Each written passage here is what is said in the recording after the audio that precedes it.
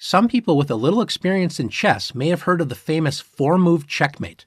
For a beginner, this can sound both exciting and scary. Who wouldn't want to win in 4 moves? And of course, nobody wants to lose in 4 moves. Luckily, the four-move checkmate is only dangerous in name. If you know what you're doing, that is. The four-move checkmate is a fast attack that develops some pieces very quickly toward the center and the enemy king.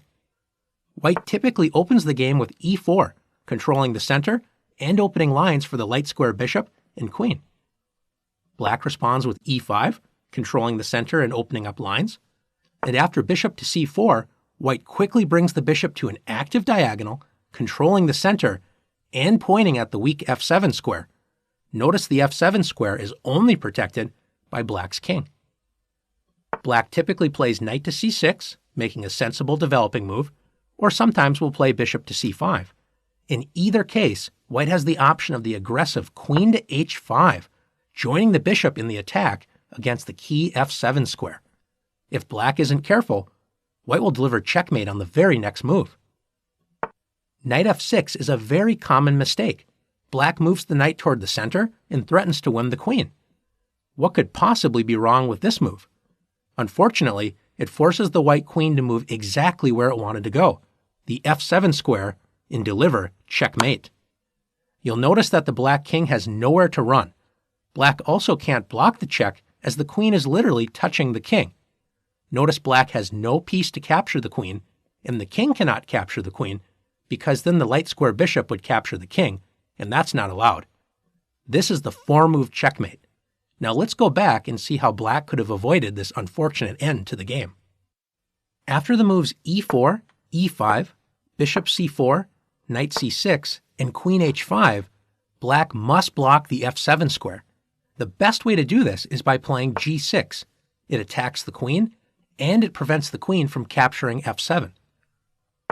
White retreats the queen, but don't celebrate too early.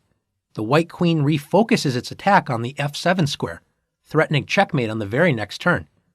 Black can once again block the queen's path to the f7 square and develop a piece at the same time with knight f6. Notice if White tried to capture the knight, Black would recapture and win the queen. At this point, Black is safe and White has wasted some time running around with the queen. Finally, we have one more aggressive idea to be prepared for when our opponent tries to win the game with the four-move checkmate. After e4, e5, White does not have to play bishop to c4 on the next turn. White could play the more aggressive queen h5. White threatens the weakened f7 square and threatens to win the e5 pawn with check. Remember, it's very important to defend the e5 pawn first and only then block the queen's attack on the f7 square. The best move for Black is knight c6, developing a piece toward the center and protecting the e5 pawn. After bishop to c4, White's bishop joins the attack on the f7 square. Do you remember how Black can best block the f7 square and attack the queen? That's right, g6.